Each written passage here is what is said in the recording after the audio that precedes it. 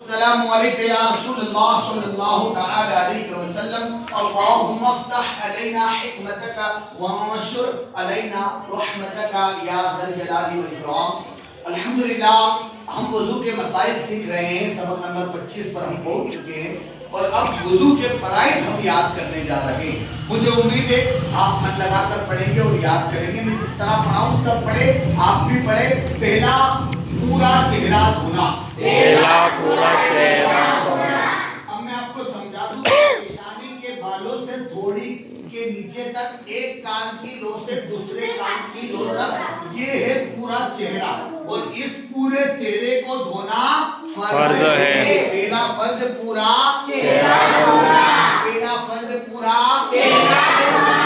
दूसरा कोहनियों समेत दोनों हाथ धोना। दूसरा कोहनियों समेत दोनों हाथ धोना। देखिए ये कोहनी है और ये कोहनी समेत है। आपने अगर यहाँ तक धोया आपका वुज़ू नहीं हुआ, तो कि कोहनी तक नहीं धोना है, कोहनी समेत धोना है। तो कोहनी यहाँ से स्टार्ट हो रही है और यहाँ खत्म हो रही है, तो हमें आधी बॉडी तक धो लेना है कि ये मुस्तहब है। ठीक है, आधी बॉडी तक धो लेना है कि क्या है, मुस्तहब। बेहतर है। आगे थोड़ा बढ़ जाए क्या दिक्कत है, मुस्तहब है, बेहतर अमल है, इस पर अमल कर ले। तो आपको क्या करना है, कोहनी समेत हाथ धोना है। कैसा धोना है, कोहनी समेत। कोहनियों समेत दोनों हाथ धोना। तीसरा चौथाई सर का मसा करना। आप आ जाए थोड़ा सा आगे, आप आ जाए आगे थोड़ा सा। देखिए चौथाई सर का जब आप मसा करोगे तो मैं आपको तरीका बता दूं। इस तरह से हाथ रखे, ये दोनों उंगलियों को दूर कर ले। ये हो गई हमारी 6 उंगलियां। अब यहाँ पर हमने रखा, देखिए कोशिश करें आप भी इस तरह करने की। ठीक है, ये हाथ हमारा पहले तो हमें गीला करना है। क्या अब जब हाथ हमारा गीला है तो मतलब पूरा हाथ गीला है। अब देखिएगा मैंने ये रखा पेशानी पर, 6 उंगलियों को मैंने कहाँ रखा, और पीछे ले गया। मेरी ये 6 उंगलियां सूख गई, मेरी 6 उंगलियां सूख गई। ये पीछे ले गया, 6 उंगलियां दबा के आगे लाया, हथेली भी सूख गई, 6 उंगलियां हथेली भी सूख गई। अभी 2 उंगलियां मेरी गीली है और अंगुला भी गीला है। अब ये उंगली से मैंने देखी अच्छी तरीके से कान में उंगली डालकर हर एक राउंड में अच्छी तरह घुमाना है। ये कान में, बाबा जान इधर देखिए, बाबा जान इधर देखिए, ये कान में उंगली डालकर हर एक राउंड में अच्छी तरह घुमाना है। बस एक ही बात, एक ही बात। अब ये उंगला बचा, ये उंगले से पीछे की साइड में इस तरह घुमाना है। एक ही बात। कितनी बात, एक बार। अब ये पीछे का हिस्सा अभी भी गीला, तो ये इस तरीके से एक बार पीछे किया और इस तरह से एक बार पीछे। ये हो गया मेरा सर का मसा। ठीक है, तमाम सुन्नतें भी अदा हो गई और मेरे सर का मसा भी। तीसरा चौथाई सर का और चौथा टखनों समेत दोनों आधी पिल्ली तक धोले के ये मुस्तहब है, क्योंकि हमको टखनों तक नहीं धोना, टखनों समेत आधी पिल्ली तक धोले, थोड़ा ऊपर पहुंच जाए। ठीक है, ये थे वुज़ू के फराइज।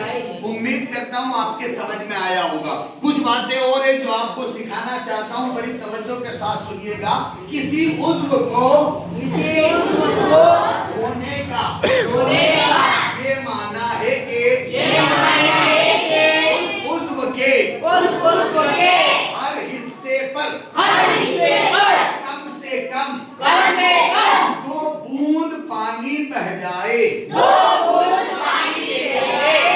भीग जाने या तेल की तरह पानी चुपुड़ लेने से या एक आध बूंद बह जाने को धोना नहीं कहेंगे। धोने की तारीफ समझ में आ गई। कम से कम 2 बूंद पानी बह जाए, इसीलिए हम 3 बार धोते हैं, ताकि 3 बार पानी बह जाए। ठीक है ना, कम से कम 2 बूंद पानी बह जाए। ठीक है ना, एक आध बूंद पानी बह गया तो भी वो धोना नहीं कहलाएगा। और साथ ही साथ में पानी की तरह चिपड़ेंगे तो भी धोना नहीं कहलाएगा। और ये जब धोना नहीं कहलाएगा तो इस तरह से वजू या गुस्ल भी अदा नहीं होगा। अगला मसला सुनिए, हाथ वगैरह से खून निकलने के बावजूद वजू नहीं टूटता क्योंकि खून निकला लेकिन बहा नहीं। वजू कब टूटेगा? जब खून बह गया, खून अपनी जगह छोड़ दिया। वो जो जख्म था वो जख्म से उसने खून ने अपनी जगह को छोड़ दिया, जैसे ही बहने लगा वजू आपका टूट जाएगा। लेकिन अगर बहा नहीं तो वजू नहीं टूटा, ये वजू को नहीं तोड़ता। हाँ अगर बोले अपनी जगह से बह गया तो वजू तोड़ देगा। इससे वजू क्या हो जाएगा? टूट जाएगा। ठीक है, अगला मसला सुनिए, गोश्त में इंजेक्शन लगाया तो सिर्फ उसी सूरत में वजू टूटेगा जबकि बहने की मिकदार में खून निकले। याद रखिए, जब इंजेक्शन लगाया जाता है ना तो दबाया जाता है, ना कि खींचा जाता है। तो अगर दबाया गया और खून नहीं निकला तो वुजू नहीं टूटेगा। और अगर डॉक्टर ने खींच के खून निकाल लिया और इतना निकल गया कि बहने की मिकदार में था तो अब वुजू भी टूट जाएगा। ठीक है, ये मसला समझ लिया। अब नस का इंजेक्शन लगाकर पहले ऊपर की तरफ खून खींचते तो इससे वजू क्या हो जाएगा? क्योंकि ये बहने की मिकदार में होता इससे वजू टूट जाएगा। यूं ही सीरीज के जरिए टेस्ट करने के लिए